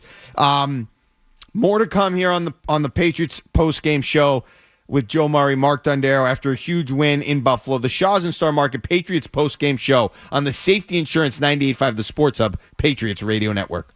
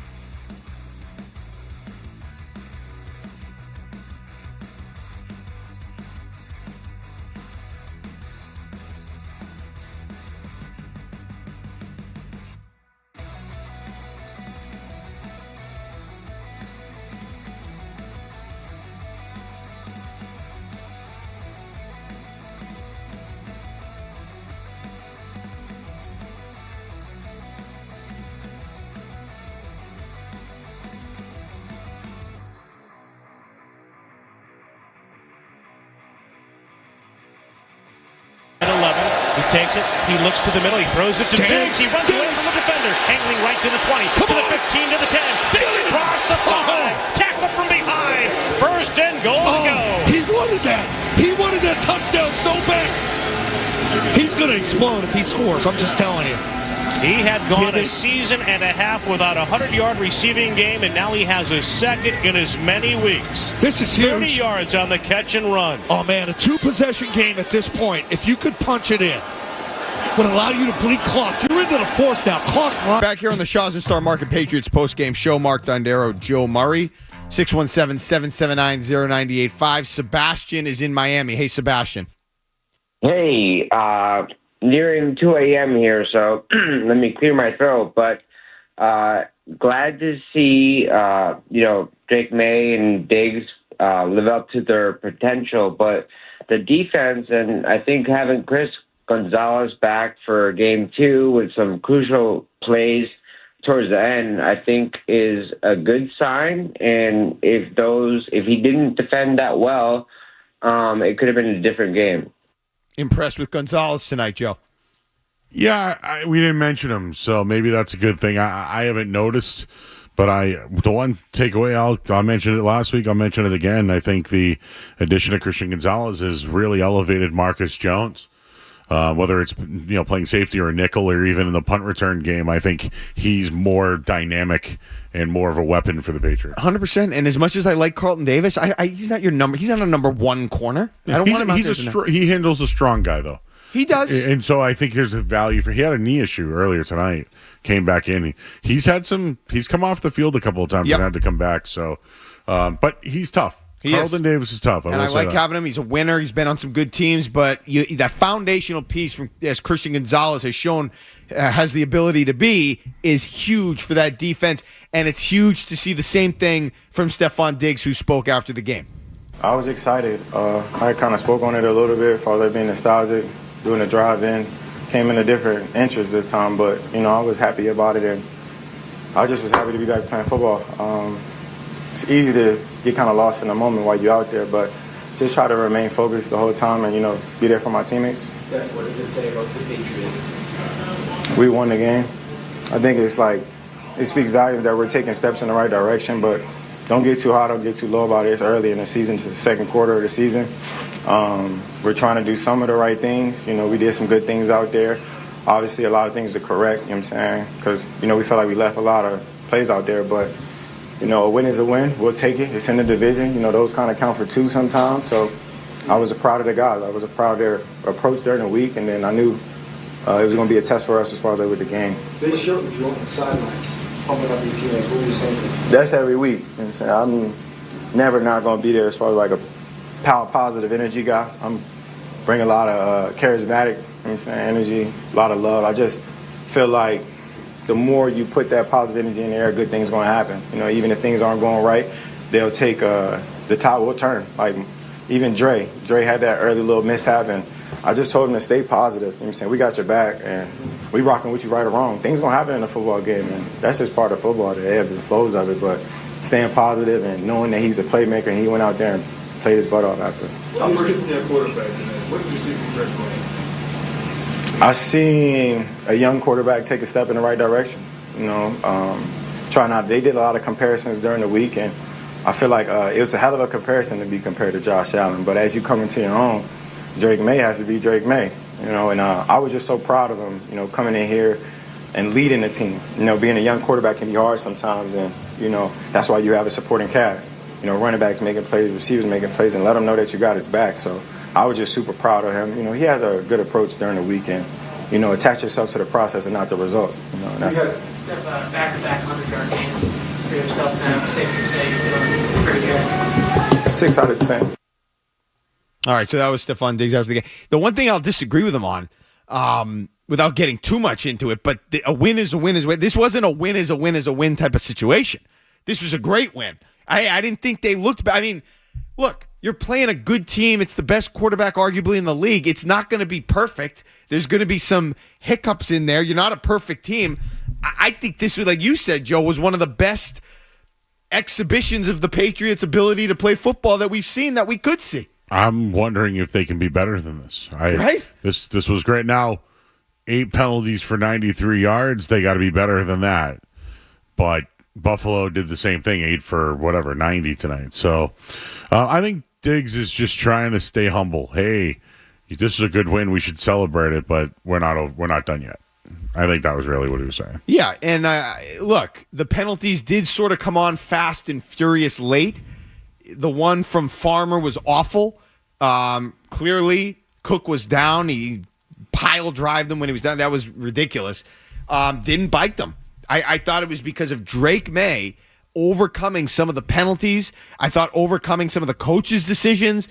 It was Drake May that asserted himself as the leader of this team tonight and the culture creator of this team. Nothing against Mike Vrabel. Obviously, he had a big hand in what the Patriots were able to do. But this was a step for Drake May. And yes, we need to alter expectations. That's based on this schedule, you have to alter. And I don't expect them to necessarily blow out the Saints. It's not easy to win games in the NFL, but you need to win this game, Joe. So there's things that you need to continue to do. You need to continue to limit the turnovers. Like Drake May has to build off of this. No interceptions. Build off of this. No fumbles. Build off of this. And you'll see where it goes. Because that was a step tonight, and I think they took themselves to a new level. Do you think that they'll just continue to? Man, I wish someone trusted me like, Vrabel trusts Ramondre Stevenson. I'm uncomfortable. I would have felt better had he sent a distinct, direct message to the running back and created the expectation that this is not tolerated. Like, I don't care who you have there. You need to send the message that is not acceptable. I think you could figure it out, even if you brought in another running back for a week and then cut him. And you brought, what's his name, back. That would have been fine. You have to send that message. You can't keep doing this because the Patriots, they're just not good enough. They're not good. No NFL team's good enough to continue to turn the ball over. Now, they won the battle tonight 3-1, but they got a lot of help from the Bills in that regard. They didn't take advantage of those turnovers early in the game where they really could have put Buffalo in a hole, failed to do that. So it wasn't perfect. But you got to give them credit because they made the plays when it mattered, and Drake May led that charge. Okay? Drake May led that charge, and that is a new world. Legacy drive? Was that the legacy drive? I mean. Yeah. The only other thing I have is that Titans game where they lost. No. Remember? This was, he did things over and over in this game. Yes. How many big throws off the top of your head can you think of? I can think of 3 right off the top of my head, if not more. One of those ones to Henry, I didn't even consider. He had some really high-level, elite-level throws, some good reads, some on the run, in the pocket, all of the above. And that's why it has to be reassessed as we move forward here. We're going to get headlines from Joe. We'll do that now on this. Let's get headlines from Joe. But first, before we do that, let's pause 10 seconds for station identification on the Safety Insurance 98.5, the Sports Hub Patriots Radio Network. From the Town Fair Tire Studios, this is Boston's home for sports. WBZ-FM at HD Boston 98.5, the Sports Hub. Sports Hub headline.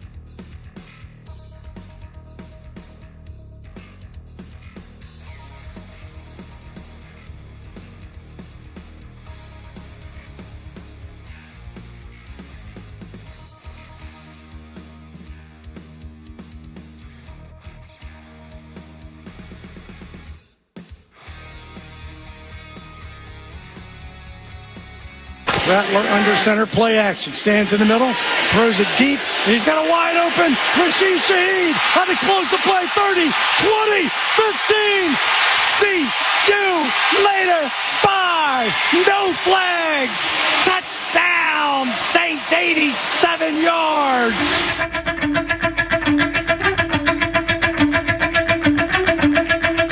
All right, back here on the Shaws and Star Market Patriots postgame show. Mark Dondero, Joe Murray. That was the call from the Saints-Giants game earlier today. Spencer Rattler, a quarterback I actually kind of like, has not been successful in terms of winning football games, Joe. But the Saints did look good today. They did find a way to come back. They were down in that game against the Giants. They came all the way back. They won the game. So I think it's going to be a test for the Patriots, who are still ascending, to go down there and look dominant against a team that hasn't been good this year. A lot of people think they're going to end up with the number 1 overall pick.